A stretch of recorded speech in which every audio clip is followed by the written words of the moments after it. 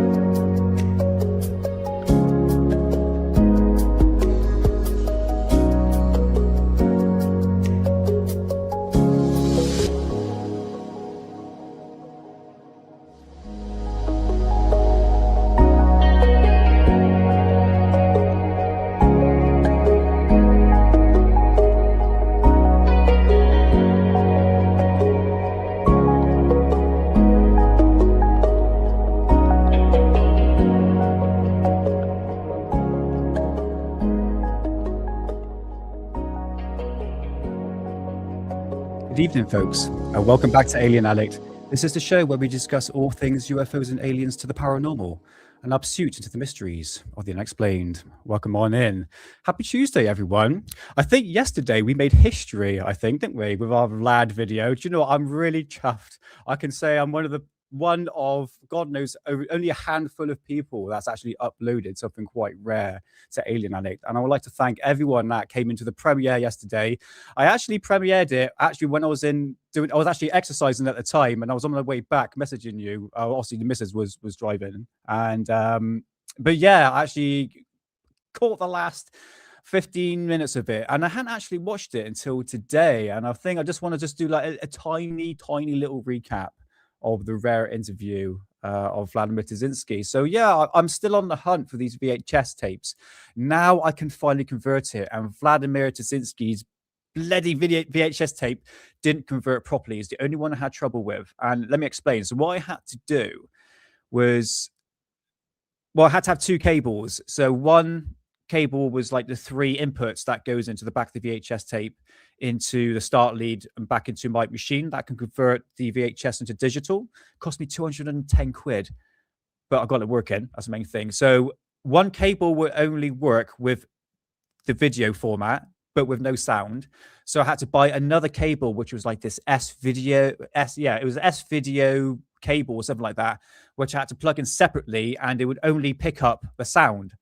So I had to record it twice, one with video and one with sound. I had to link it together. It's been a bloody nightmare, but at least look, it's not the best quality. I know it's in black and white, but once I get it all tinkered with and everything, I'll try and convert it into actually a color format.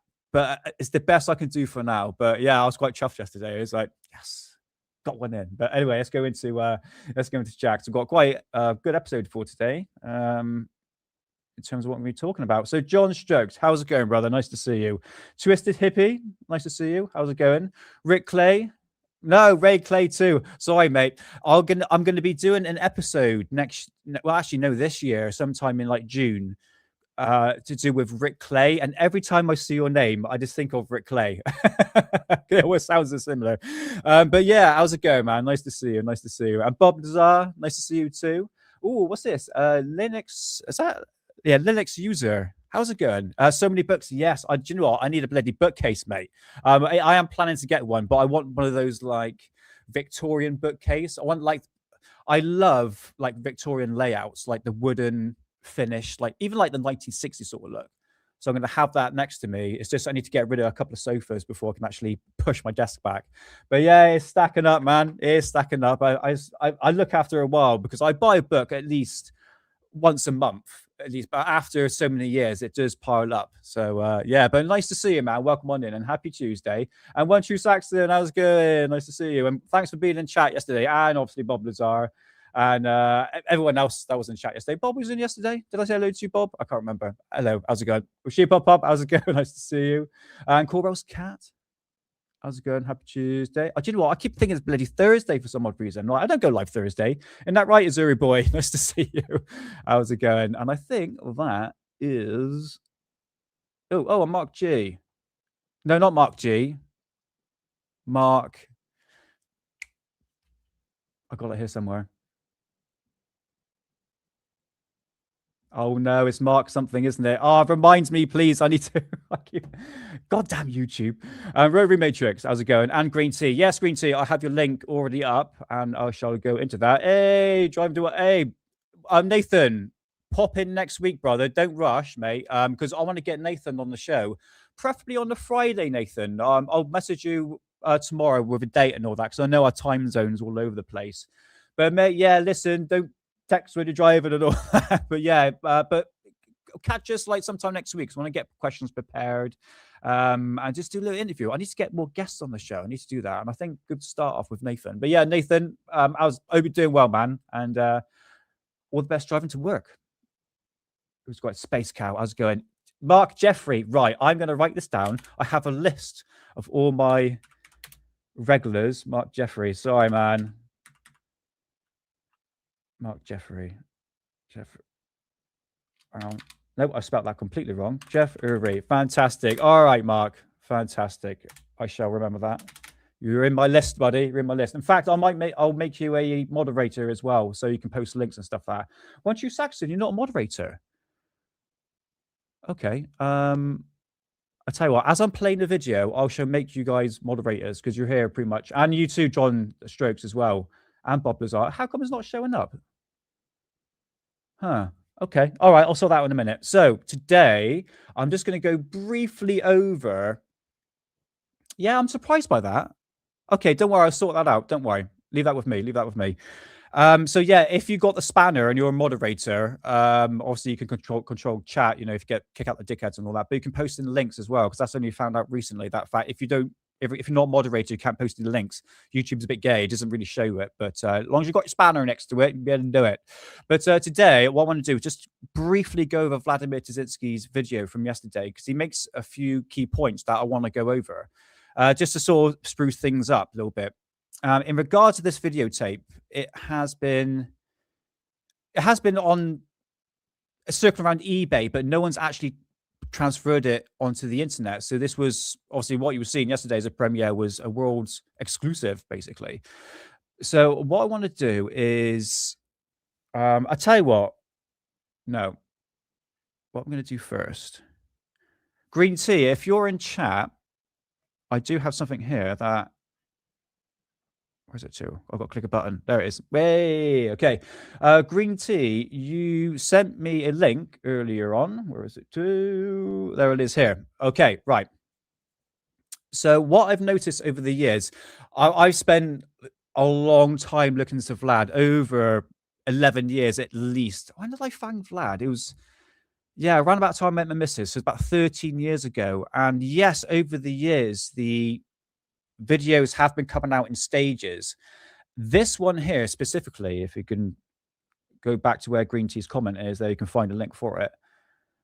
This is par 11 of 13, which is actually a 7-hour presentation to do with German flying saucers, the technology, etc., etc. What I was going to do is play just.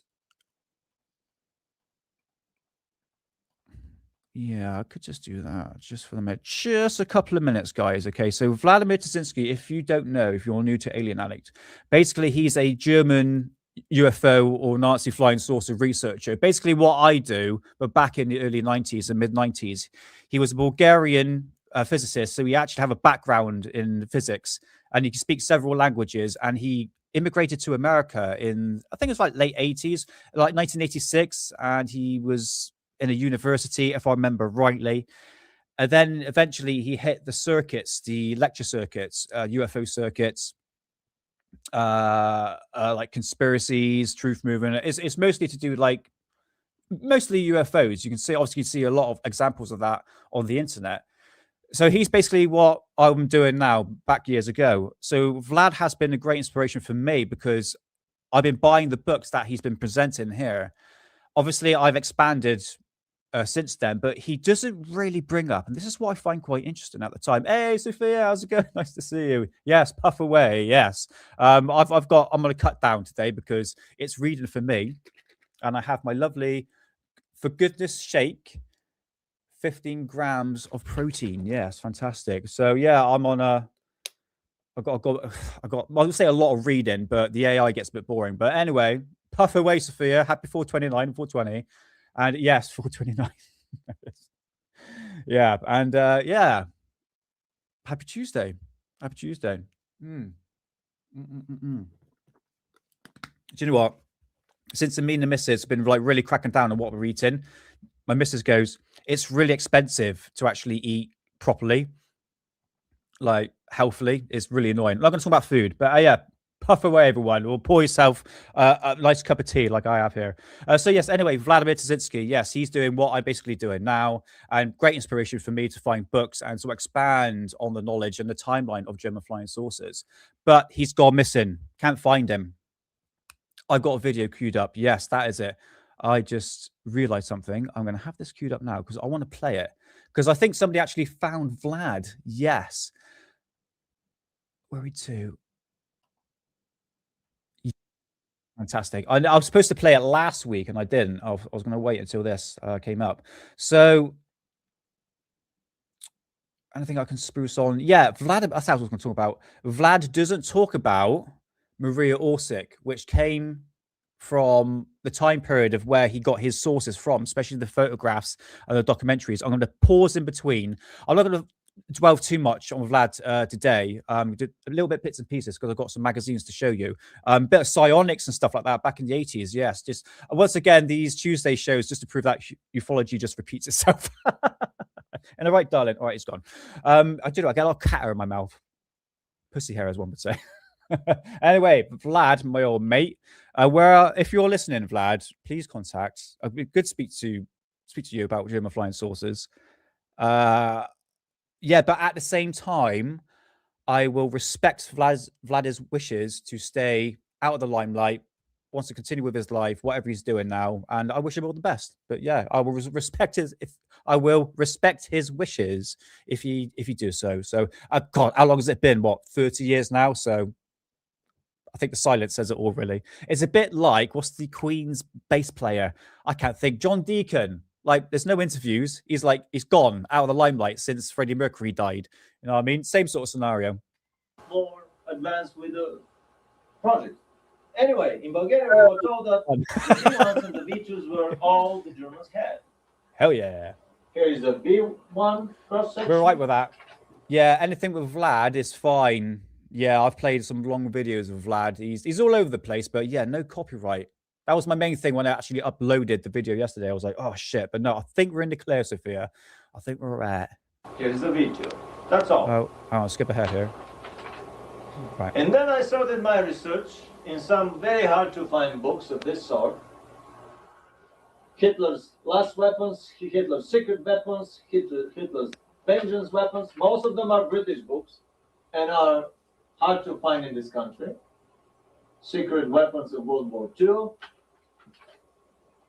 Some of them are produced by neo-Nazi outfits, as the establishment labels them. The most incredible ones were actually here in this book by Samizdat in Canada. Yeah, so the one he's talking about, the Canada one, this is, we talked about it on, where is it to? There we go. So yeah, this one here, UFOs, Nazi secret weapon, came out in 1975, if I remember rightly, right in the 70s, by Ernest Zudel. He was a very controversial figure who had a publishing company back in Canada called Samizdat Publishers, who brought out Holocaust-denying books and stuff like that. And this was one of them that came out about Nazi flying saucers, the Antarctica, Victor Schauberger, and obviously the turbine-driven aircraft, obviously the flying discs of 1940s. Yeah, we talked about it on one of the episodes, I think. Very controversial book, but yeah, that's where these publications come from. It just has to be said. Just a couple more minutes on this. Die deutsche Waffen und Geheimwaffen des Zweiten Weltkriegs. This is Rudolf Lussar, a patent bureau officer, was the first one to mention in the official literature the existence of German flying saucers. Right, and what he's talking about there, let me put it on screen, is this book here. Rudolf Lazar, not related to Bob Lazar, but he wrote this book called German Secret Weapons of World War II. Yeah, you want to understand why I'm covering the actual... It's actually technically a Hindu symbol, but that's the swastika, that's Hindu. But yeah, Rudolf Lazar, this is a German researcher, but this is... What Vlad is showing here is the original, but this is the English translation of it. And in here, I did show it, I think a couple of streams ago in page 165. You can see about the turbine-driven aircraft. Nothing to do with Haunebu or anti-gravity flying saucers. It's specifically to do with the flying disc. Rudolf Schriever, Otto Hobbermoor, Richard Methe, and Heinrich Richard... No, what's his name? Heinrich Richard Methe and Otto Hobbermoor. Yes, I'm blabbering. This book, this is an extremely rare book to find. It is, that one, yeah. Published in Germany, and when it was translated in English, here it was shortened, as it happens always with the books. That's very true, yes. Have dangerous information. Okay, so yeah, I'm going to leave this one here, but I've got that book at the bottom. I want to show that there. No, it's at the bottom of my books. So yeah, that one. So this is what I find. So I can read what Vladimir was reading back then. These are quite easy to find books on eBay, especially that one, German Jet Genius, I think it was called, that one at the bottom, which I will probably do an episode on at some point. So yeah, I thought that was just quite interesting. But there are various videos of Vlad online, and the one I want to get to just quickly is like I said, I'm not going to dwindle too much on this. But this is just a couple of things that Vlad actually said in this video here. Right, okay, let's do it. Suppressed. Oh, sounds bloody awful through my headphones. Bloody hell. Right, let's bring my notes up. Where are my notes? Okay, so 1309 is when he brings up the photographs. Yeah, here we are. Okay. To talk about probably the most forbidden topic on our planet, the topic of free energy. I tell you what, I woke up in the morning and all I had was this fuzziness. In order to wet the... And I was going fucking frantic. I was like, for fuck's sake, I've tried everything to get this thing working. I bought cables, I bought everything. It's just like, why do you bloody work? And eventually my missus is like, you need to calm down, take a step back. I like smoke a J, chill out, and start again. I was like, all right, babe, okay, that's fine. Let's start again. Eventually, it started to like clear up a little bit. I was such a piss. I was such a little girl that day. I was like, for fuck's sake. Interests our public. Right, this is it. I would like to go very briefly over. I swear to God, I will make this into colored perfection the best I can, but just have to bear with me for the time being. The documentary evidence that came recently from a video documentary film made by the secret German public here. Right, okay, sorry, I bitched a little bit there. Just listen to what he has to say when he brings up these photographs, and I'm going to talk about that, all right? I would like to go very briefly over Eversaw, how's it going, man? Documentary evidence that came recently from a video documentary film made by the secret German society, the Gesellschaft, which is one of the many such secret Illuminati type societies on our planet. Right, okay, so what he said there Okay, so these photographs that I showed you came from, hold on. Basically, I've uploaded it into German on Alien Addict, but he's talking about this, all right? This is called UFO Secrets of the Third Reich. This is the German version, which came out in 1994, and this interview came out in 1996. Right, so the people that were involved making this was part of making or co-written the DAS project, the Real Project, all right? That's what it's called, DAS Real Project. This are the two Austrians, Norbert Jürgen Rathofer and Ralph Ettel, co-written the Real Project, which is obviously the expansion of the Maria Orsic story, the Haunebu Flying Saucers, and this documentary, plus another one called UFOs Secrets of the Third Reich and The Third Reich Strikes Back. And there was another one as well in English translation called UFOs Secret German Flying Saucers of World War II. All came out around about 1992, 1994. So what he's showing you there, it's from this documentary, right? Okay. This is the German version of this. This is called The Third Reich Strikes Back. Okay, this is the German version of it. All right. So he's taking snippets of this and he's presenting it to you right now. But he says the organization was the Toller Gesellschaft. The Toller Gesellschaft was obviously an occult society back in Munich, Germany in 1919, which was basically to bring Germany into its dramatic Aryan roots, basically. So there's a lot of esoteric realms that were brought into fruition, but he doesn't mention the society that these photographs came from, which was the Tempelhof Gesellschaft, not the Toller Gesellschaft. When I say Gesellschaft, it means German, or when I say Gesellschaft, sorry, I need to slow down my speaking. Gesellschaft means organization or society in German. All right. So it basically means the Toller society, what he's talking about here. So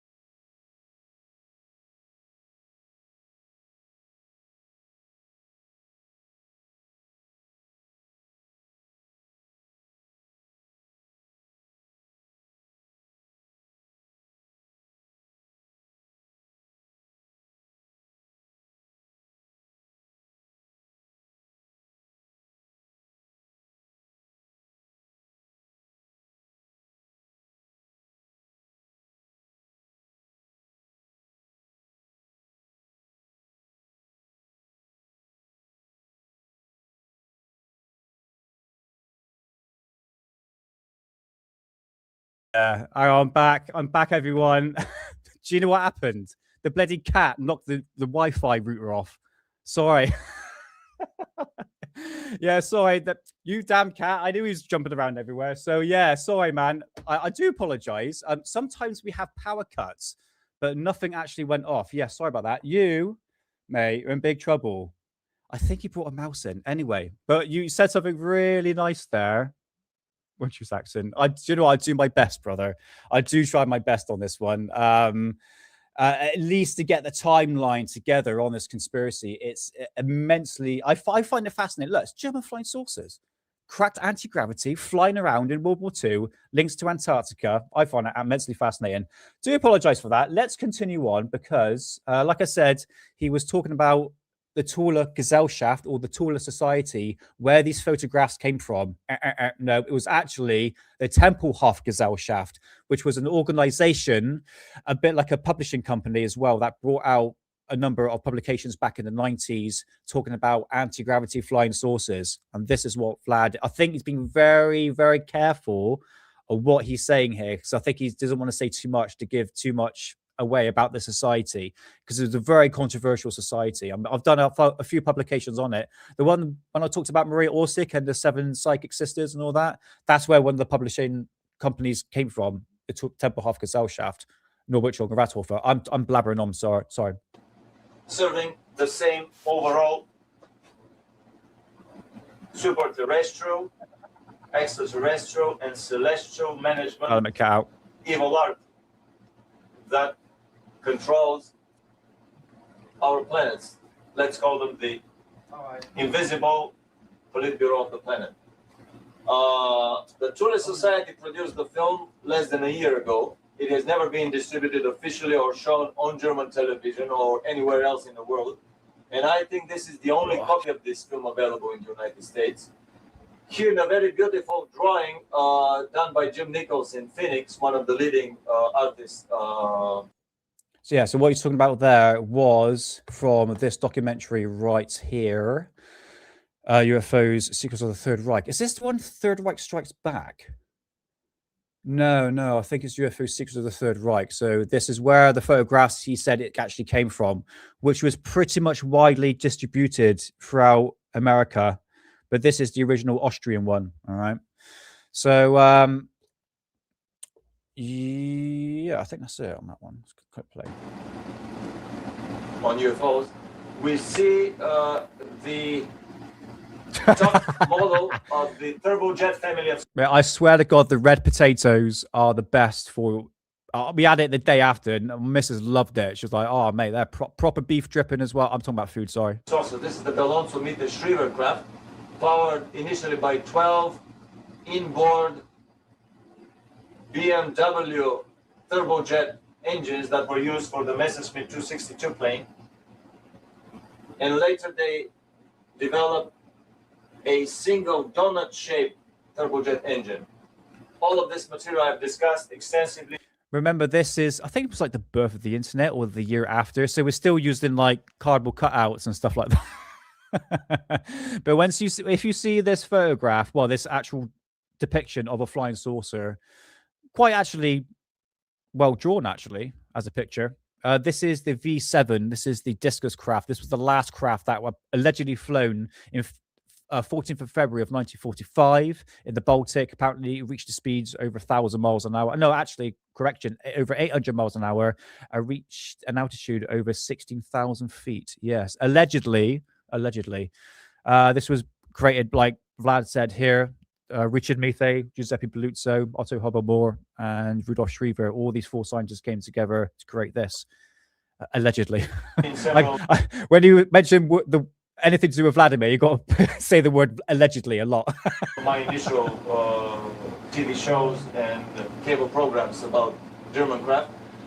There is an intermediary stage of rocket-powered craft, some of the larger ones. Sorry, we're talking about food. Yeah, I've seen the purple ones. I want to grow some more ground veg, like carrots and like beetroot, stuff that I'm actually going to eat. Is that a part of a sweet potato? The purple one? I know, because apparently I'm not allowed to eat a lot of potato. Sweet potato I can, and I think there's a purple version of it. Damn, I love food. I'm hungry now. I've just fucking eaten as well. Which were able to land on the moon, literally on a truckload of oxygen and a truckload of liquid, on the kerosene and liquid oxygen. It's better for you. But this film deals primarily with electromagnetogravitic saucers of spinning electromagnetic fields around the hull of the craft that were powered with tachyon converters, tachyon drives, which, that were powered by Kohler. If you pay attention to these photographs, I think, look at them quite closely. I know the quality's crap. I understand that. Look. In fact, if you go to my Cosmic Twilight channel, actually, I might upload it to Alien Addict as well. Or actually, I know I can convert this. I'm going to add it to Alien Addict. So you can see at least a half decent, no video footage of it, photographs of the Haunebu, what you're seeing on screen right now. They're always in the bloody air. And it's a bit like Billy Meyer. There's never one, actually, no, there is the wedding cake photograph, but there isn't one that's actually on the ground. Actually, no, let me back up of that actually and say that the real craft, with the man touching it, Hold on, I got it here. I have the original photograph. God knows where I bloody got it from. There we go. That's the original one in all its glory. So that is the Vril, but you don't see it like halfway off the ground. No, actually, I am lying on that. There is a photograph of that. I'm just going to shut up and play the video. Hans Kohler converters. Hans Kohler is well known in the field of free energy I'll bring it up. for his converter that converts gravitational energy into electromagnetic energy of the flight. These are low-level flights over the testing ground in Germany in the autumn of 44 and the spring of 45. And we would see some outputs here. Closer-ups. The first family of craft that were produced were the Vril interceptor fighters of about 30 feet diameter, 11 meters, 64 centimeters to be exact, that were making 2,900 kilometers an hour. One Yeah, these are the Vril seater craft. interceptor fighter. They were to have an a cannon, True. a cannon mounted and remotely controlled under the It flap. isn't it? This is the cannon mounting platform on the second prototype of the series. This is what I find interesting about German flying saucers, that the fact that you have blueprints, you have documents back in the 50s, but depending if there's actually anti-gravity, this is the other thing. We need to go back into the documents again, because there are some documents from the 1950s that suggest that there may be some sort of anti-gravity flying saucer about. But again, do we trust the eyewitness sources on this? You have the photographs as well. I'm going to bring up just a couple of them on UFO Secrets of the Third Reich that I'm going to show you in a minute. But yeah, you are right, Ray Clay. It's the fact that, yes, we do have photographs with it, but so did Billy Meyer, Golf Pre-Sighton, George Zamsky, Paul Villa. Yeah, you know my thoughts on that one. George Zamsky, etc. But these are like very close-up shots. But nevertheless, I do find it interesting. That's what caught my eye about this conspiracy many, many years ago, thinking, we've got some photographs here we can actually look at. So, yeah, I'll bring some up in a minute. They were still test flying the craft, so the cannon is not mounted here. We see that probably this is the early spring of 45. The craft in low level, high G maneuvers, low level flights over the testing ground. Obviously, the Germans wanted to see to show the agility of this craft. Later models were produced. This is the Vril 1, subsequent models of the Vril type, all the way up to Vril 9 and Vril, I think, 14. I don't have photographs of the subsequent models. These are the initial variations of the Vril craft.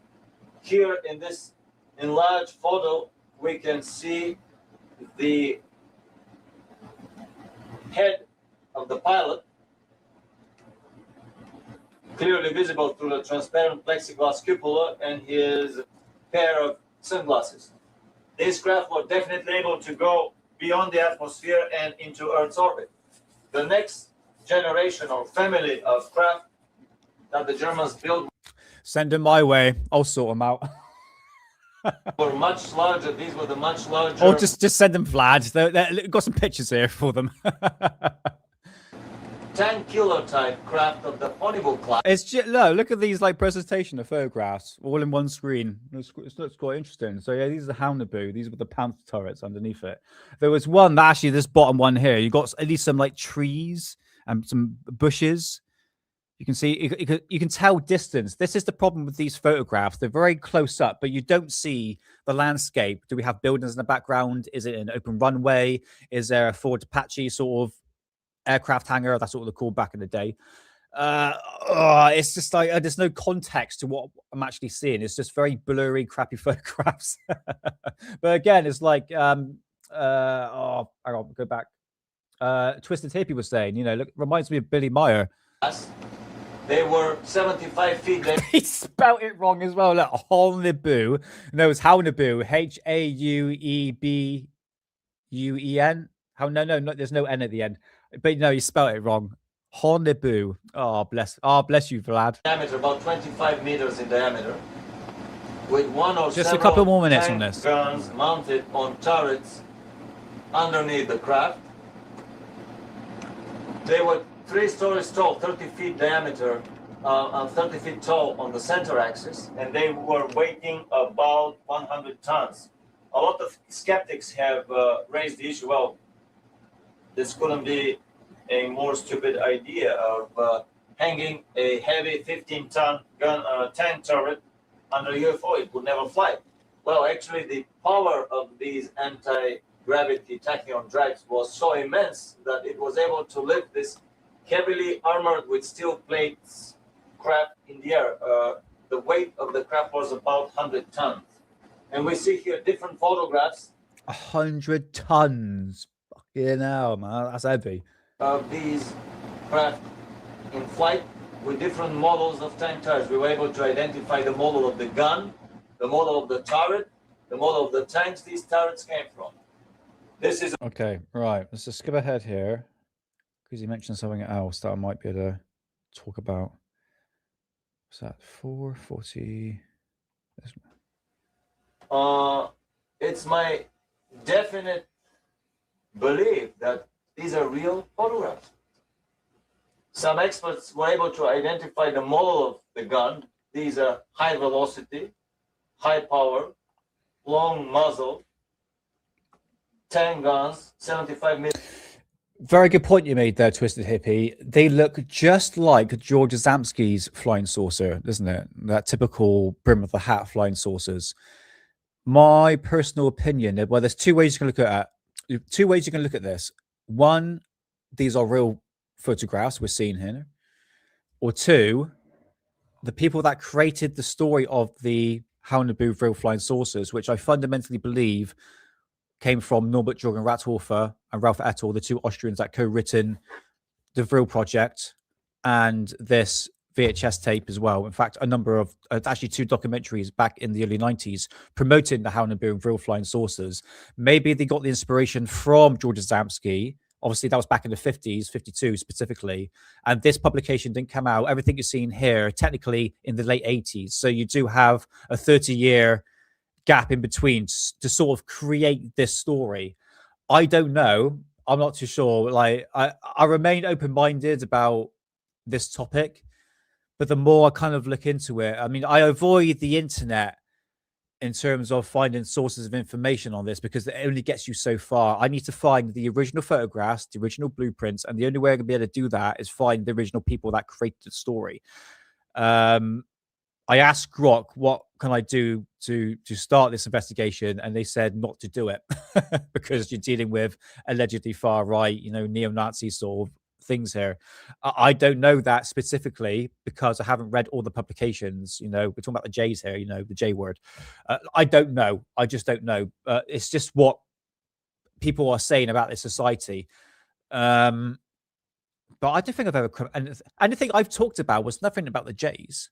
JEWS. No, I mentioned nothing about that. I got nothing against them, honestly. And I don't think I've seen anything.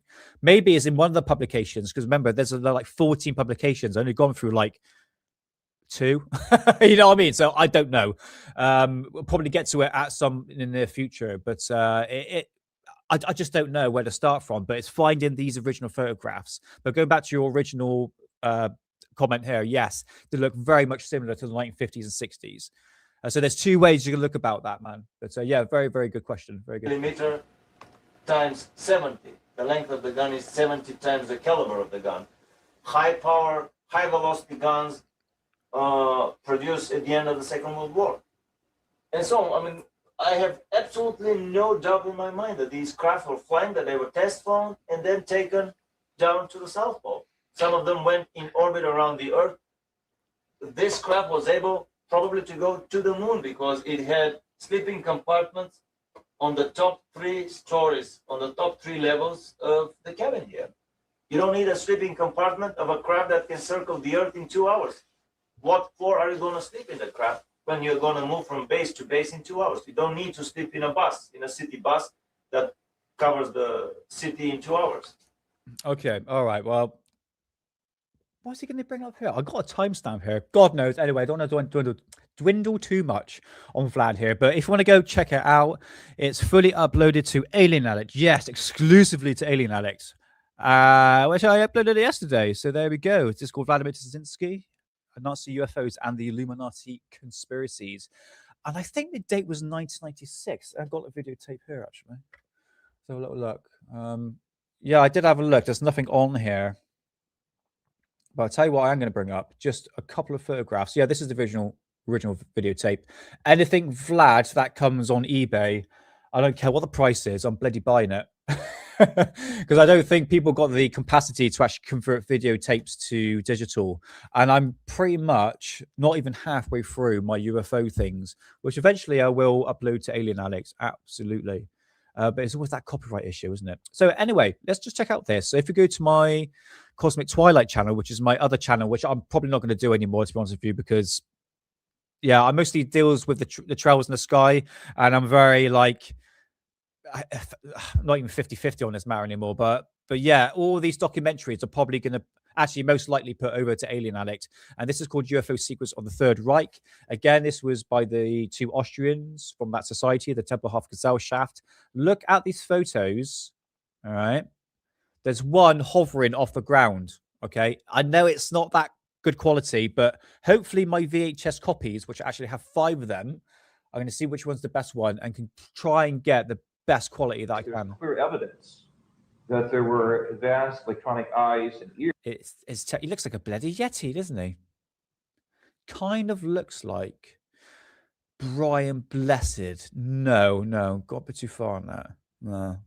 I'm trying to figure what it looks like. Bloody Yeti. They were watching very carefully the German scientific developments. Right, check this out. Clearly and logically, Germany would be the most unique place for a contact that would be made by higher intelligence. Since it was again, no concept. It's just a flying saucer in the sky with nothing in the background. You know what I mean? It was in the leadership of the scientific industry in the 20th century. Clearly, it was the place where some of the best scientific minds were assembled in the world. And we got the SS symbol there, which is Sigrun,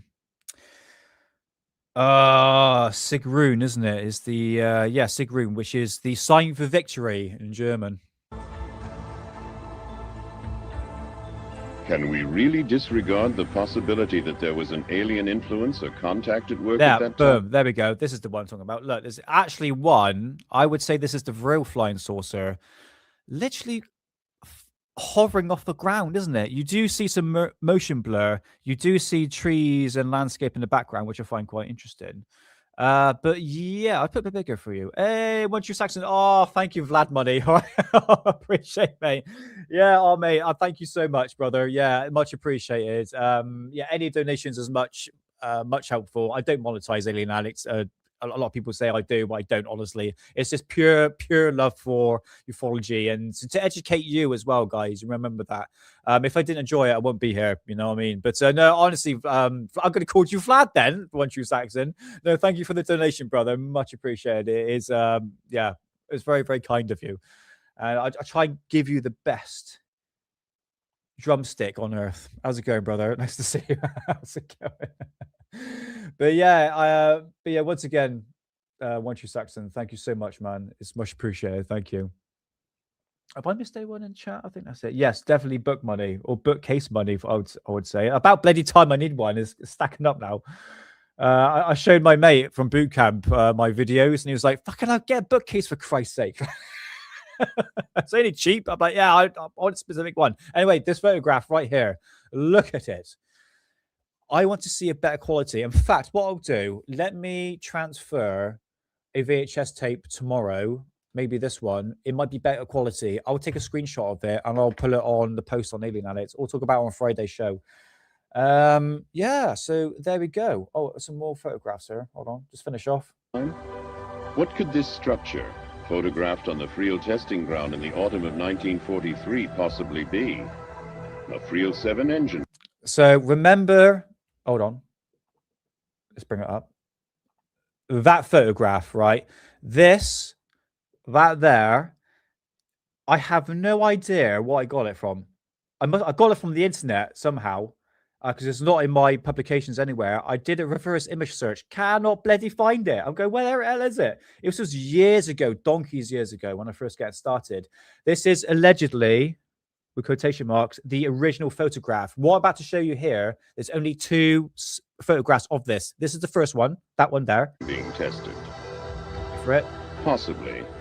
But mightn't it also... And that's the second photograph. So when you look at this specific photo of that, which I find really interesting, by the way. A Real 7 engine. That one there. So that's what you will see on the internet. And then the other one would be the man holding it. But I'm trying to find the whole original photograph, which in fact is being tested. Slightly. Hold on. Possibly. But mightn't it also be a spaceship from Aldebaran? Could be. Never mind. But yeah. Oh, hold on. Oh no, I bloody covered it up, idiot. No, Matt Damon. Hold on, wait a minute. Let me go back. Real 7 engine. There we go. So, fucking idiot. It's like Matt Damon. There we go. So this is the first photograph you'll see online. Being tested. Possibly.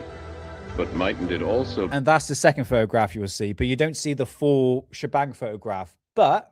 be a spaceship from Aldebaran? Okay, that's it there. Okay. But what you can do, we've talked about it before. I'm going to bring this up here. Where are you two? Where are you two, you bastard? There you go. Okay, bring this up. I need to put this on Alien Addict so you guys can read it. This is the original publication called The Vril Project, Dad's Vril Project, where all the photographs allegedly came from this society called the Tempelhof Gesellschaft. In fact, you can see Norbert Jorger Rathofer and Ralph et al. Let me put it a bit bigger so you can see. Hold on. Wait a minute. Let's do it a bit bigger so you can see. Do. There we go. All right. Okie dokie. So what you're seeing here. Hang on, let's put this off a minute. Hey, how's it going, John P. Adventures? Nice to see you. Happy Tuesday, brother. How's it going? And yeah, do you know what, mate? I'll have to pop on your show, even pop on mine, actually. Yeah, do you know what? I need to invite you guys on to have a little Happy Friday show.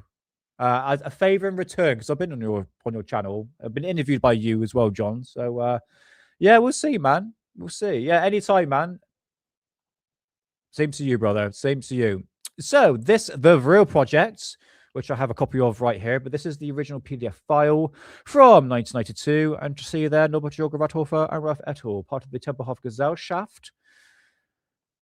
And if you want to see that original, I'll say original, actually, no, it is original. It's this really shit version of it. Hold on. Let me skip down. Again, we've gone through this publication before. Actually, in fact, the full translation of this is on my Cosmic Twilight channel. Here's Maria Orsic, the babe herself with short hair for some odd reason. Where is it to? Where are you to, you bastard? Where are you to? Oh, hold on. Yeah. That's a really good one. Right. It's this. Look at that. To see that, it looks like you got people down here. And that is a nice background shot of what we just seen, of the man holding the side of the flying saucer. This right here. You don't see this online anywhere. The original photograph, so to speak. Okay, so we've got, I'm hunting for this one. I'm on the hunt, my friends. There we go. There we go. This is it.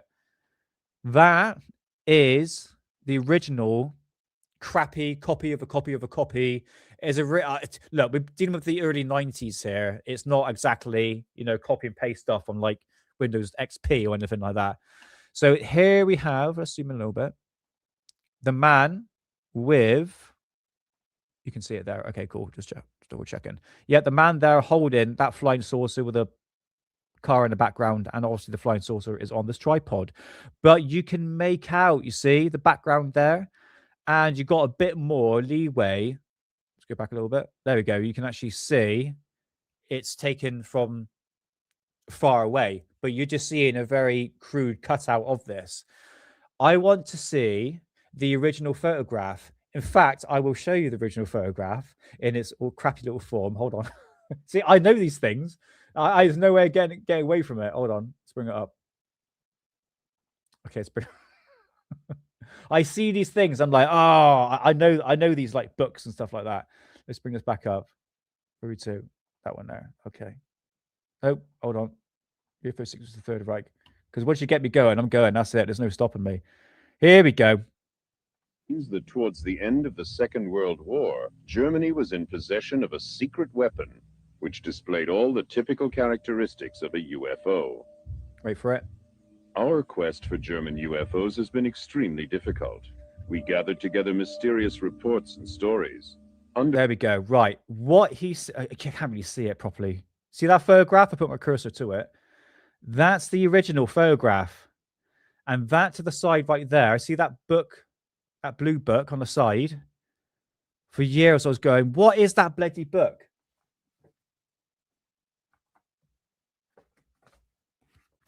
There it is. See, when you do research, hardcore research, you know, when you're sat on the sofa on a Sunday with the missus, it's our day together, and you're like, I'm just gonna have a look at some German flying saucer stuff. When we're watching Buffy the Vampire Slayer, I managed to find a book. It's actually 3 parts of it. There's the first one, and here's the second one. So yeah. But anyway, nevertheless, it's that bloody photograph, guys. It's doing my flipping nut in. I want to see that in all its glory. The full background shot, the full shot with the man in it, which is, I mean, technically, yes, it is that, isn't it, really? But is that the original one? This is the problem. I can't get away with it. I love this topic. I really do. I can't get away with it. So there we go. It's the hunt for German flying saucers. Immensely fascinating. I blabbed on for nearly an hour on that. I wasn't going to spend that much time on it. But to cap off Vladimir himself, where is he? Where the bloody hell is he? Someone sent me a link in the comment section, and someone has actually found, allegedly, Vlad. Let's go back. Year after World War II ended, maybe not even a year, 6, 7, 8 months, they got the direct trace those paths of the Germans, but they were met with submersibles, right?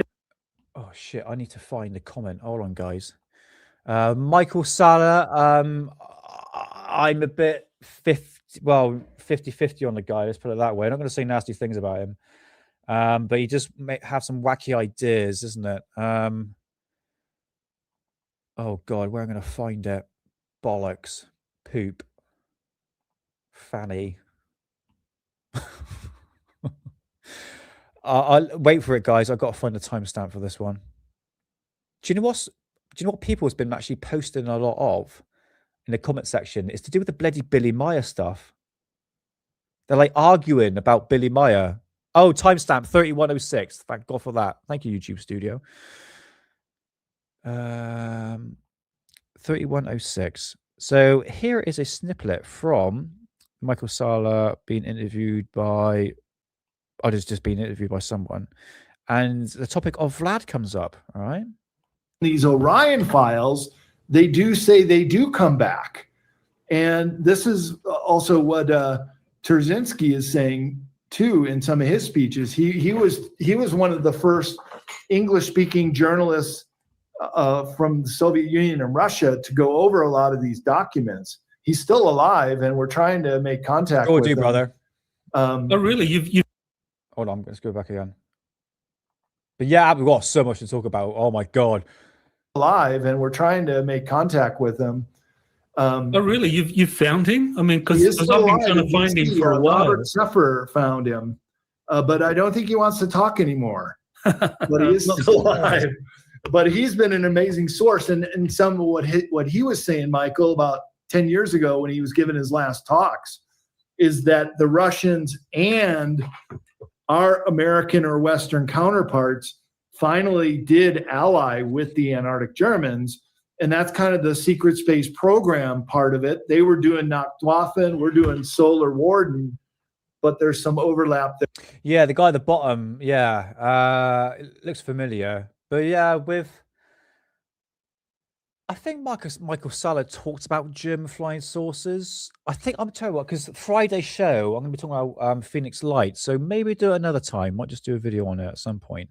But yeah, so if you didn't hear properly, oh God, this is going to be again controversial. Michael Sepper. Have you heard of him? The anthropologist and all that.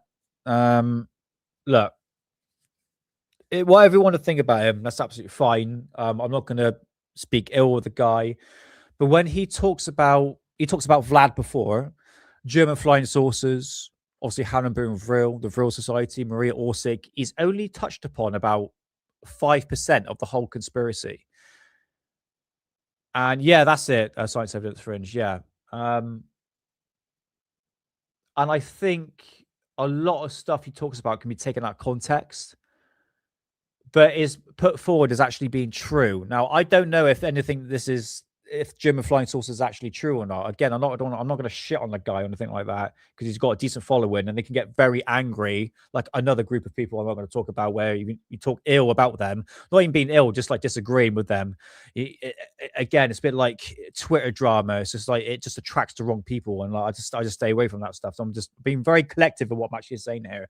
But yeah, again, he touches upon just the Vril Society very, very loosely. Doesn't really go into specific details, but it's put off as actually being real and not Vril. Hey, put that pun there for you guys. Hey, Gobstopper, how's it going, man? Nice to see you. Did I say hello to you earlier? Did you pop in earlier? We just popped in, but how's it going, man? Nice to see you.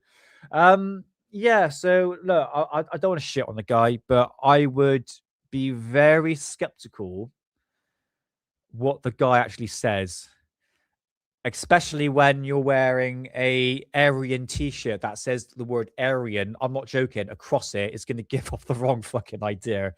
Okay. Secondly, having the Vril Society logo and not going into context of where it actually came from. But man, if it makes you happy, that's fine. But when you're having the t-shirt that says the word Aryan across it, it's going to be like, I think people are going to go up to you and say, hey man, what the fuck that? What the hell is this? What's that about? It's all to do with like white supremacy and stuff like that. But at the same time, you could be like, well, actually, no, it can trace back through thousands of years, blah, blah, blah, trying to create a conversation when actually you're not doing yourself any favor. Again, I'm not going to dwell too much, but believe what you want to believe. I don't really care, honestly. As long as it doesn't affect me, I can give a toss, to be honest with you. Live your own life, honestly. Yeah. We leave it as that. Yeah, like cap that one off a drumstick. But yeah, I would agree. A lot of these channels I don't really look at anymore, to be honest. It's like, do you know what? You do you. Alien Addict is me, so to speak. So what I'm actually going to be talking about today, spent only about an hour talking about Vlad. Oh, babe.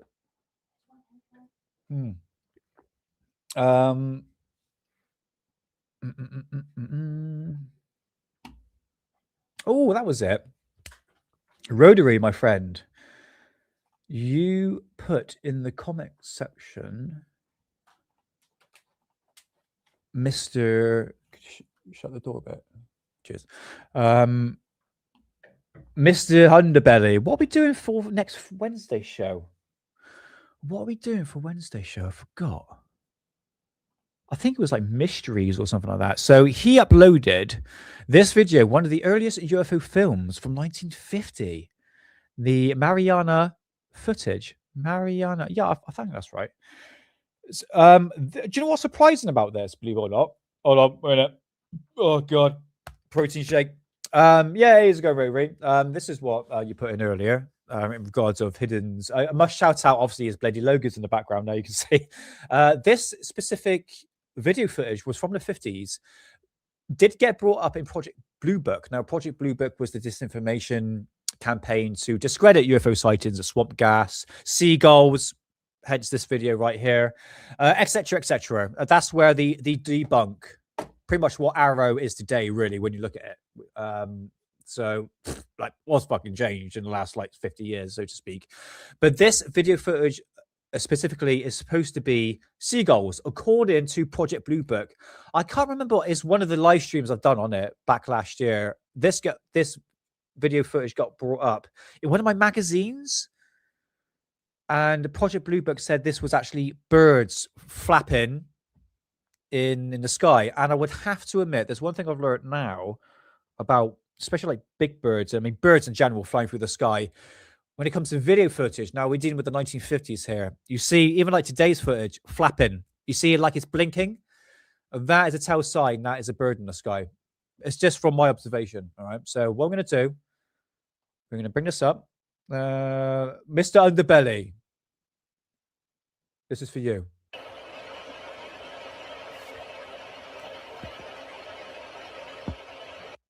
What you're going to see is a group of, effectively about 3 orbs. Don't say orbs. Just say balls of light. There we go. I'll show you the Montana film. This film was shot August the 15th, 1950. It was taken in Great Falls, Montana by Nick Mariana. Immediately after we were notified of the sighting, we sent an intelligence man to get a first-hand report. My name is Nick Mariana. For the past 6 years, I've been the general manager of a minor league baseball club called the Electrics. We play out of Great Falls, Montana, and are a farm club of the Brooklyn Dodgers. On August 15th, 1950, at Legion... I absolutely love this time period. 1940s, 50s, especially like post-war era. I find like the whole... I mean, if I bought a car now, it would be a 1950s car. I just love the aesthetic. I'm rambling. Sorry, guys. I just love watching these video footage, blast from the past. In ballpark in Great Falls, Montana. After a couple of hours in the clubhouse office, I went up into the grandstand to call the groundskeeper. As I reached the top of the stairway, I glanced northward to the tall Anaconda Copper Company smokestack to check the direction of the wind from the white smoke. Force of habit, I suppose, because our outfielders use it as an indicator on defensive play. As I looked up, I saw 2 silvery objects moving swiftly out of the northwest. They appeared to be moving directly south. The objects were very bright and about 10,000 feet in the air. They appeared to be of a bright, shiny metal, like polished silver. I would have thought so, Both mate. were the same size and were traveling at the same rate of... So it's like my nan's still alive today. You know, she's going to be 90 next month. And she was brought up in World War II when literally when the Germans were dropping bombs on her house, for Christ's sake. She was 4 years old, okay? This is like she grew up during the Blitz. The Blitz, by the way, wasn't one day. It was literally throughout World War II, constant carpet bombings of our city because we were building ammunition. Don't want to talk about that. You know, I can blabber on about a lot about World War II.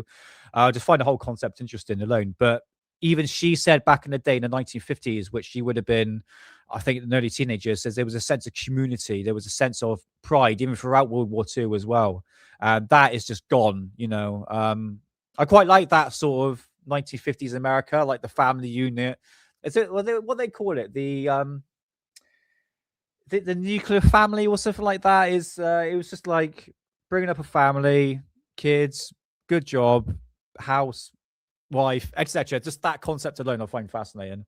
That's speed, America for me. Which was much slower than the jets which shot by shortly after I filmed the discs. Hey, Sadie, how's it Suddenly going? they stopped. Nice to see you. It was then I remembered the camera in the glove compartment of my car. Happy Tuesday, Sadie. Don't know if you'll be able to hear me. I think the video's a bit loud. But yeah, I hope you're doing well. And nice to see you. I raced downstairs yelling for my secretary, Miss Virginia Ronick. The distance from the top of the stairway to my car is about 60 feet, and I must have made that in about 6 jumps. I asked my secretary if she saw anything, and she said yes, 2 silvery spheres. I unlocked the glove compartment of my car, took out the camera, turned the telephoto lens on the turret into position, set the camera at f/22. Actually, saying that, Sadie, believe it or not, when I went to this 1940s event. It was like this steam train event. Now I think a place in Taunton. I can't remember, sometime a couple of years ago. And everyone was dressed up in like 1940s. And we're in these like 1920s cabins, you know, little cabins from the 1920s where you used to take the steam train to, I think it was like Minehead to Taunton or something like that. And it was me and the missus and my best mate. And then you had these about 4 people that came in. They're all dressed in 1920s gear. And it was one of those situations where I actually put my phone down, actually having a conversation, because it was about an hour and a half steam train ride to like Minehead to Taunton. And it was just so nice to talk about their night. Like they love to be in the time period of 1920s, which I have to admit, that sort of time period is I've always find quite fascinating. For me, it's like, yeah, that time period alone, really, when you think about it, 20s, 30s, 40s, 50s, yeah, it's a very unique style, class, and a sense of community. I think that obviously a lot of people have lost over the years. But I would agree with you on that one, Sadie, 100%. Sorry, I'm stopping a lot on this video. I do apologize. Picked up the objects in the viewfinder and pressed the trigger. Hey, Benjamin The discs Mazian, how's it appeared to going? be spinning like a top and were about 50 feet across and about 50 yards apart. I could not see any exhaust, wings, or any kind of fuselage. There was no cabin, no odor, no sound, except I thought I heard a whooshing sound when I first saw them. I appreciate it, mate. We've got to catch up at some point. I've got a bit of, actually, because now gardening works a bit, on the down low. I'll probably catch up in Taunton at some point. But yeah, just shimmer over me an email, mate. But The Invaders and Space in 1999. Great old show. Okay, 1999. I remember I used to watch, what was it called? Sliders. Actually, I think I showed it. I had to remove it because I got a copyright. But yeah, I remember Sliders, that sort of portal that opened up, and it would go into like a different time zone, but everything would be different. Like they went back to the 1940s, but everyone was like Draco aliens and all that in like Nazi uniforms. I remember that. Yeah. Like I said, it was like the peak of like ufology, like the pop culture for ufology back in the 90s. But I hope you're doing well, man. It's nice to see you. As the film clicked through the camera, I could see the objects moving southeast behind the General Mills grain building and the black water tank directly south of the ballpark. I filmed the objects until they disappeared into the blue sky behind the water tank.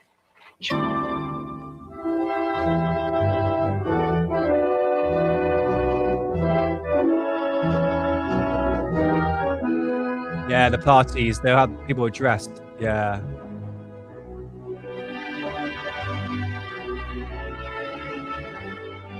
I think anyone bloody would. Honestly, I think I'll be more than happy to go back to the 90s or any sort of before 2001. I'll be fine with,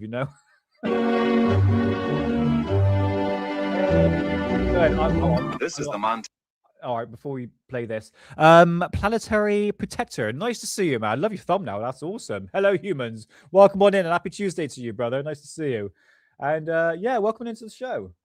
So yeah, this footage alone. So Project Blue Book said the committee alone, and in fact, I think at that time, J. Allen Hynek was part of the committee of Project Blue Book. I think Project Grudge and Project Sign as well after that. But basically what we're seeing there is basically birds. Well, have a little look. Montana film projected exactly as it was photographed. The objects are moving against a 25 to 28 mile an hour wind. This is the film in double frame or slow motion. Some people would, mate, yeah. A slight bounce in the movement of the objects as well as the tower is perceptible. Quantum leap, yes. This is due to the handheld camera. The film, analyzed frame by frame, okay, I'll check that out. shows the movement of the objects to be horizontal and steady. We will now vary the action and size of the objects. All right. And also stop the action from time to time for your study.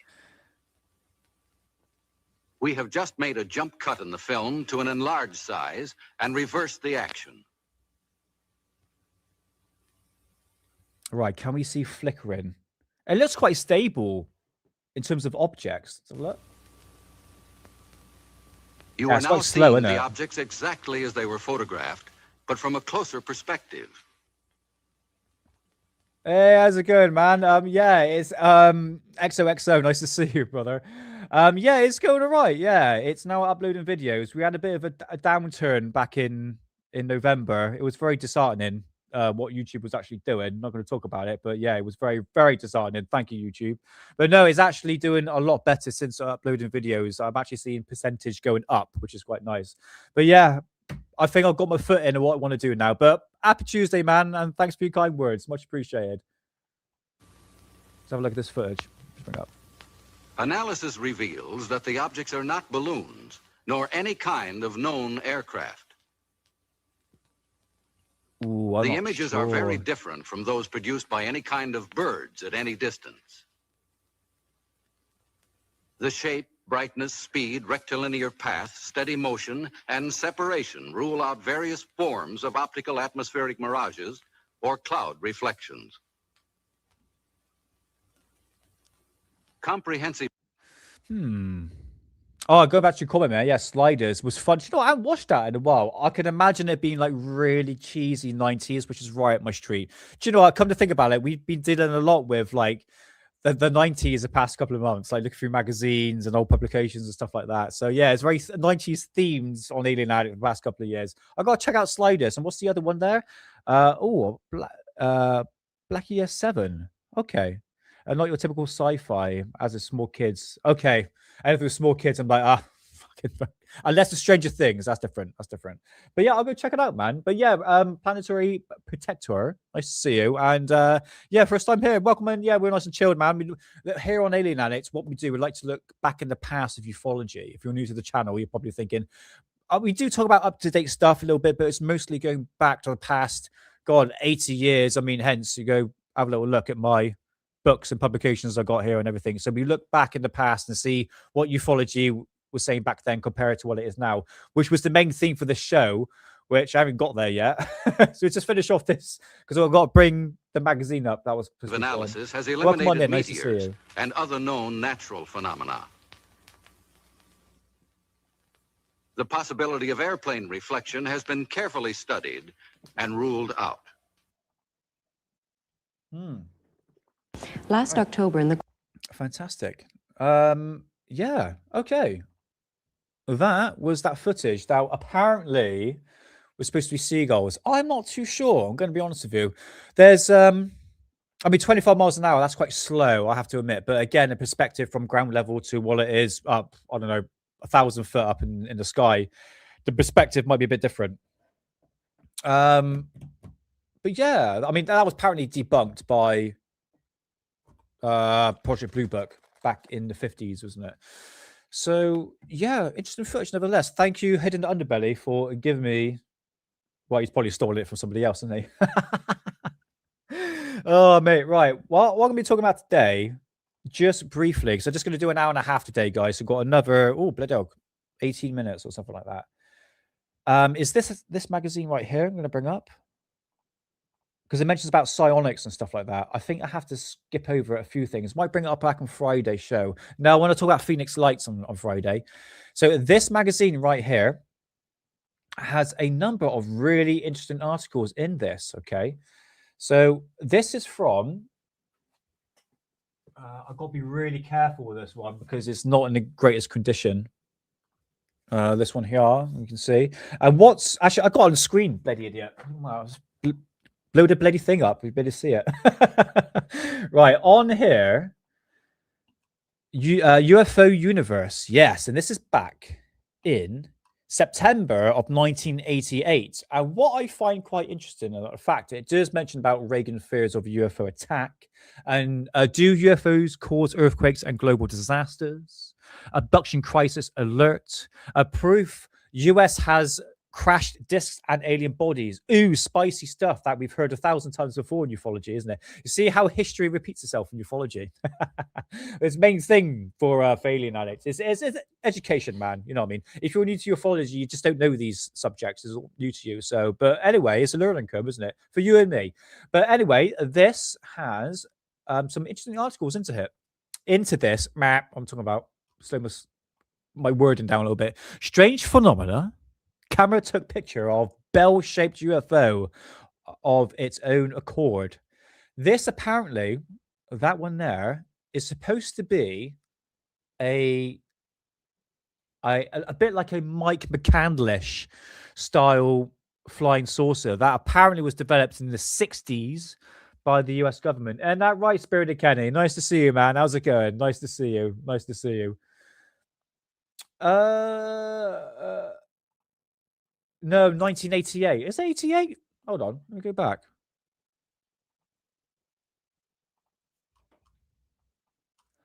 No, 88. Definitely 88. I thought it was earlier than that.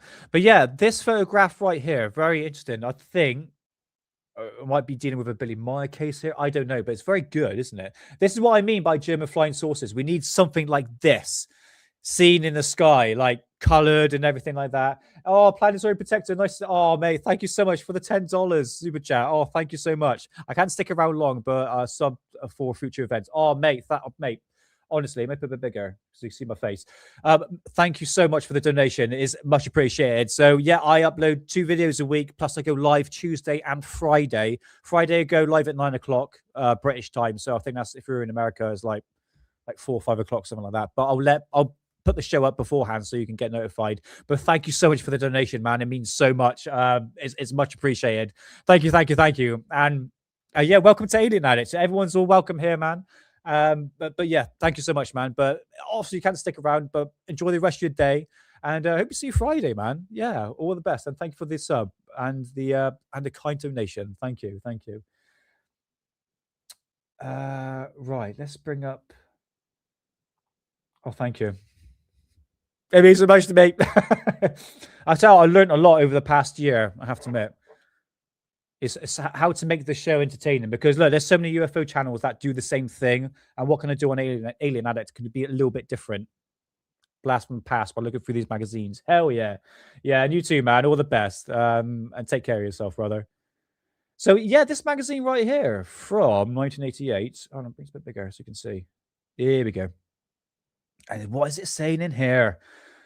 Ooh, asteroid belt, MJ12, secret documents prove government has crash sources and alien beings by Stanton Freeman. Ooh, spicy, love it.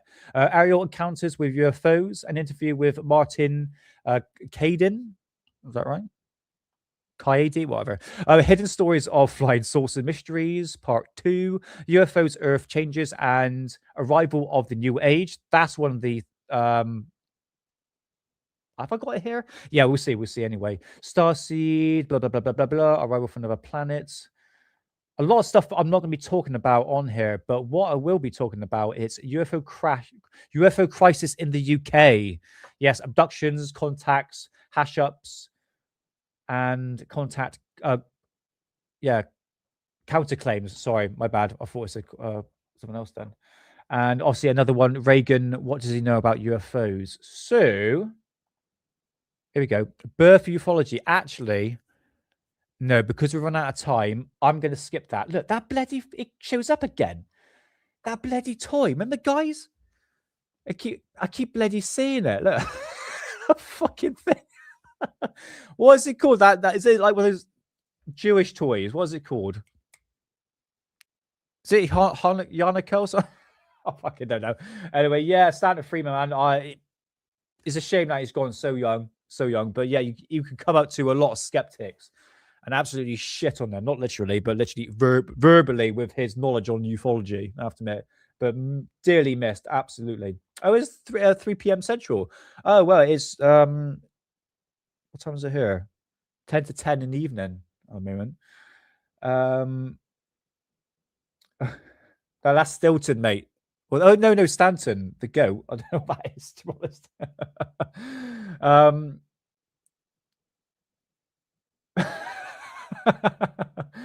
Oh dear. I think that's it for I guess you already talked about no, I haven't, mate. Actually, I bought his book. Actually, mate, I'll talk about it on Friday. Yeah, I'll probably talk about it on Friday, mate, because I bought his book, Chariots of the Gods. Obviously, he passed away a couple of days ago. At the ripe age of like 90, still pretty good age, I think. But yeah, that's the only book I haven't got on him. Yeah, Chariots of the Gods. That was it. So yeah, I'll do like a probably an episode on that at some point. But nevertheless, this bloody photograph, mate, looks like a spinning top, isn't it? Skip that and that to UFO crisis in UK. Yeah, let's just finish off with that. We've got 10 minutes to finish off. And we get into the psionics, because that is the main thing I want to talk about today. Where's my notes? This is page 4. Year 2, page 4.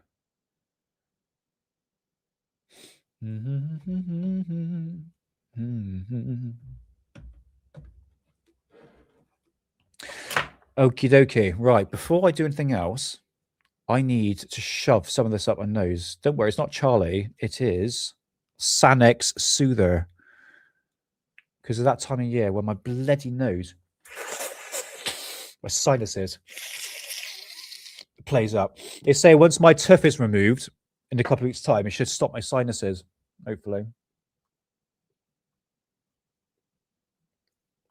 Oh, how's it going, Didon? Nice to see you.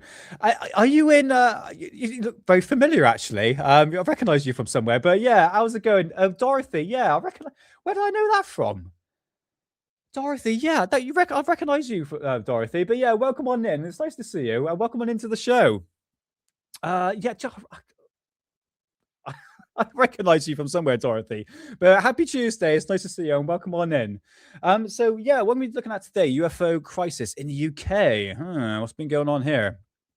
I have a breakdown, so excuse my terrible reading skills, but this article does discuss the crisis of UFOs in the UK in the late 80s. Now, the explosion of alien abductions reporting obviously contacted with what was going on in America at the time, because you got to think 1988, there was the was it actually the Black Triangles at the same time? No, that was Belgium, wasn't it? But I think they were cropping up somewhere in the US, and there was a British researcher called Randalls. In fact, we showed her a couple of live streams ago, and she argues that Britain has a long history of contact of abductions, but lacks any resources, funding, and infrastructure. I have to admit that's true, and I can be saying for the US as well.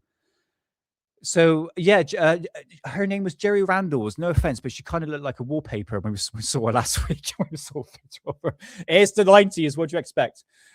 So in regards of this actual article alone, so I just got to make sure I've got the right sources here. In fact, I might talk about this on Friday because it's quite a lot to talk about on this. But just an overall perspective that the UFO sightings were ramping up in 1988. And in here we have Buffon. So that's a British UFO something association. What's the R on that one then? See that there? Yeah. Oh, there it is. A British UFO Research Association. Oh, bloody idiot. Yes, obviously, that was the organization back in England that were dealing with UFO sightings. Not too sure if Nick Pope was in charge of that. But it's quite complicated of actually what was happening back in 1988. Was that George? Look, who was this bloody took this photograph here?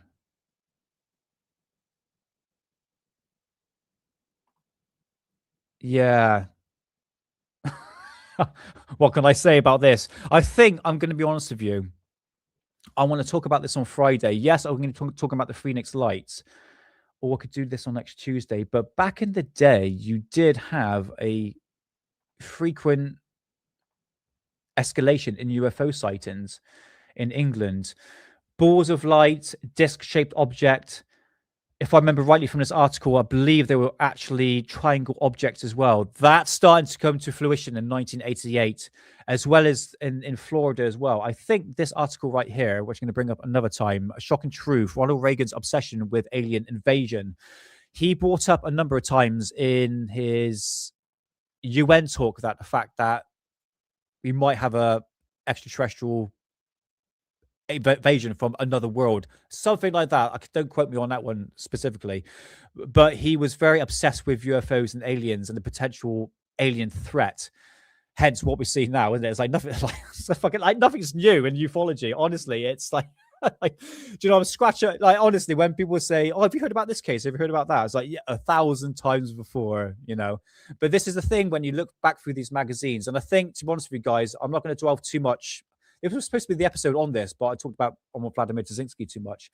But the fact that in 1988, UFOs was ramping up, because remember I talked about the pop culture of the 90s. It was of UFOs was huge. It was massive back in the day. If you weren't really paying attention, you wouldn't really know. But for me, growing up in the 90s, and you know, a lot of magazines and books and publications that I had back in the day, you know, it's a bit of like a nostalgic trip for me. And I was well aware of what TV programs were coming out: X-Files, Independence Day, Men in Black, Third Rock from the Sun, the Roswell TV series. There was so much going on in pop culture and ufology back in the 90s. And we're kind of seeing the same thing now. Like, nothing's really changed, really, in terms of stories. Now, whistleblowers. So, yeah, guys, just to sort of cap off, where is it to? That I'm going to talk about that next time. I'll talk too much on Vladimir Tazinski's video, which was I was supposed to be talking about this article right here, which I'll bring up another time, probably next Tuesday, because Friday show I want to talk about Phoenix Lights again.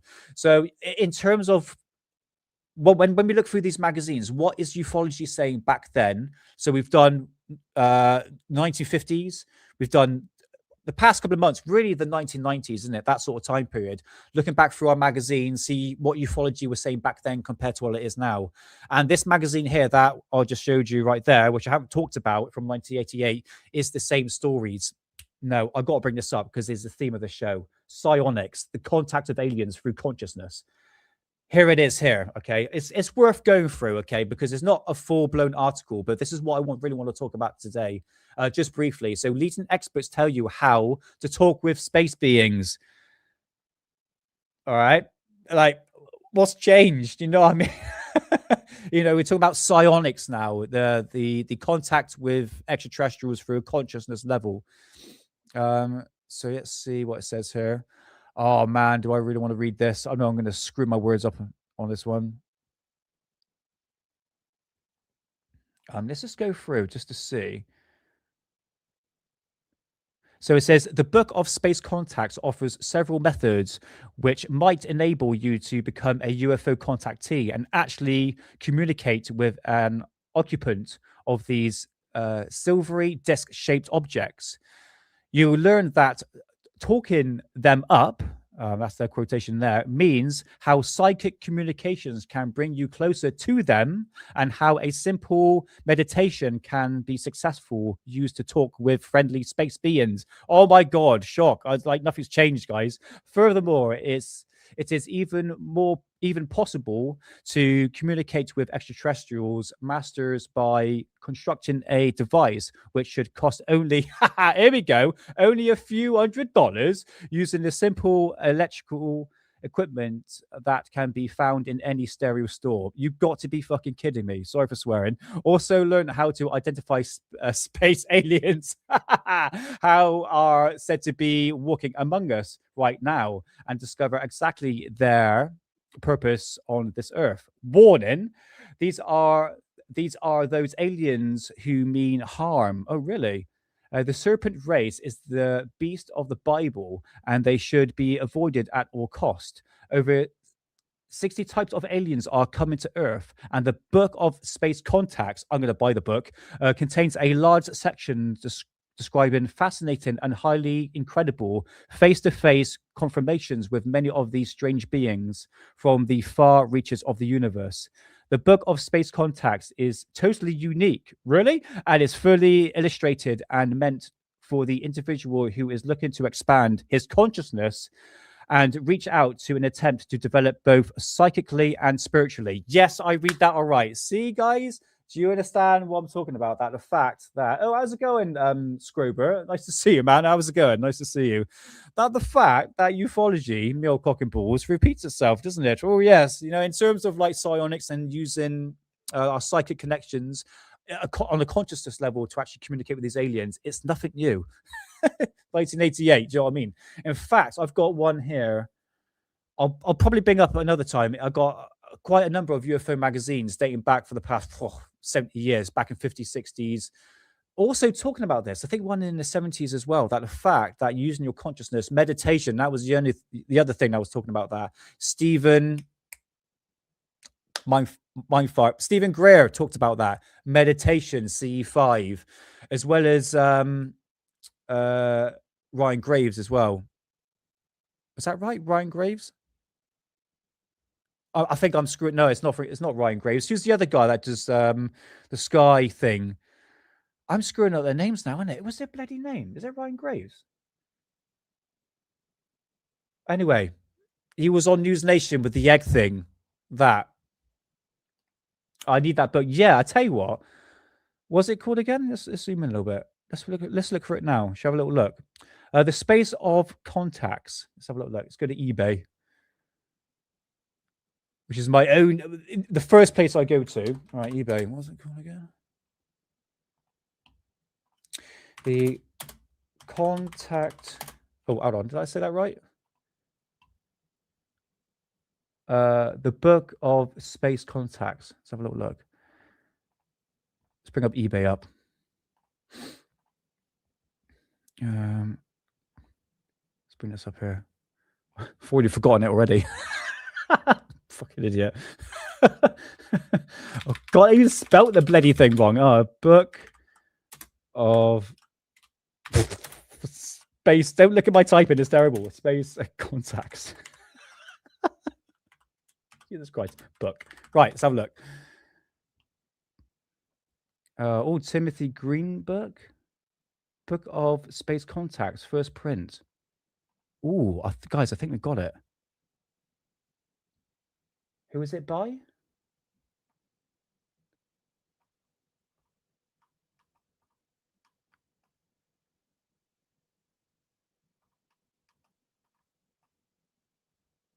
Who is it by? Is it by Timothy? Right, I think I got it here.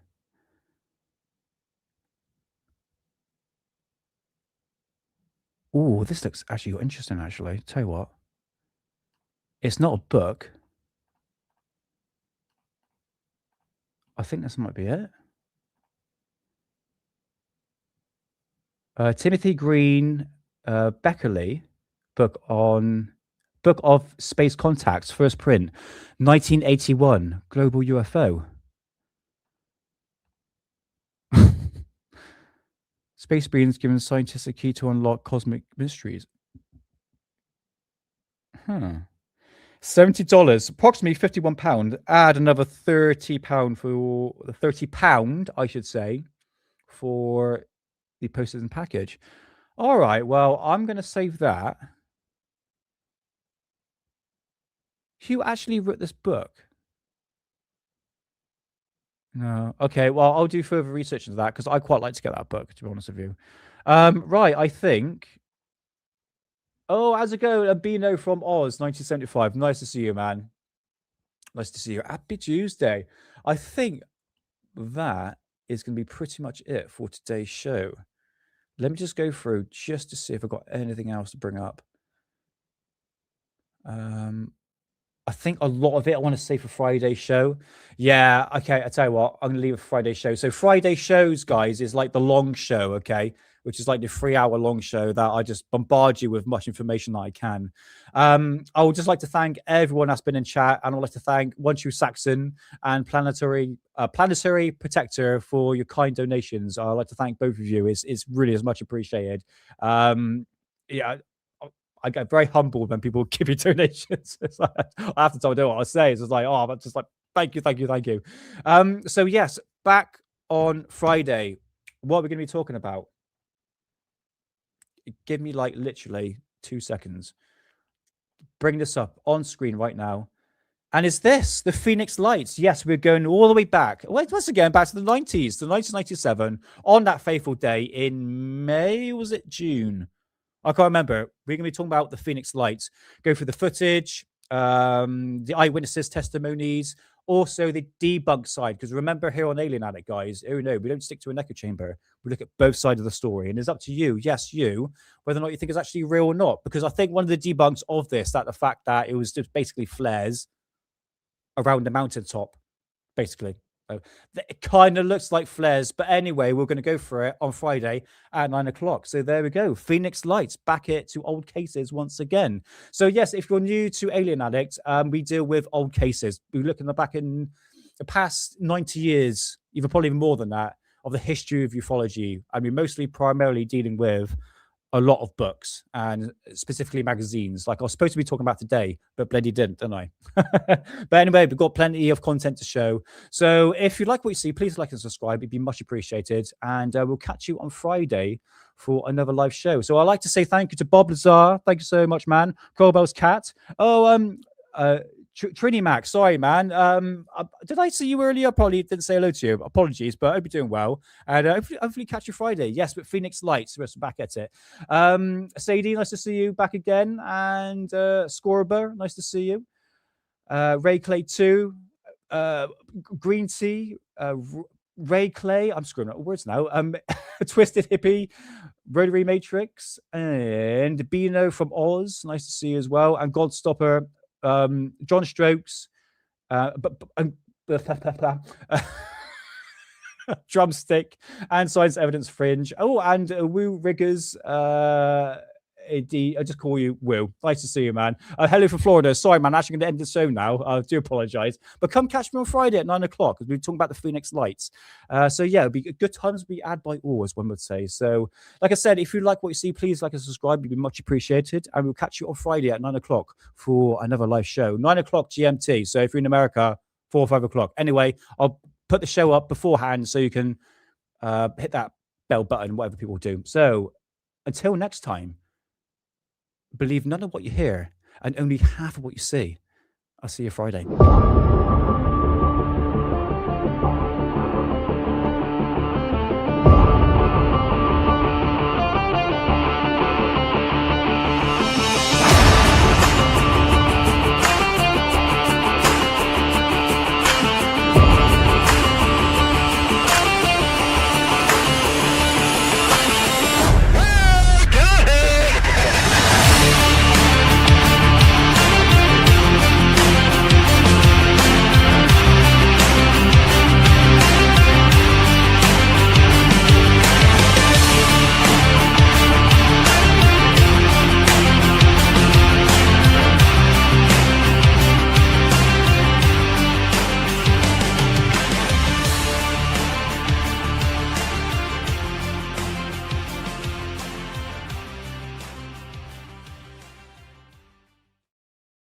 I did drop my gay card. Where is it? Where's my gay card? Where is? Are you talking about Mier again, Bob Lazar? Look, it's the best I can do. Look, the theme for Alien Addict is 90s, and I do in fact actually have 90s hairstyle. But anyway, thank you so much for the people in chat. It's always a good laugh, and nice to see you as well, Sheepop Pop. And John P Adventures, nice to see you. Send me an email, brother. I'll send you one, and we'll get on the show at some point. So until then, see you Friday. Have a good one. Where's my gay card? Where is it? Oh.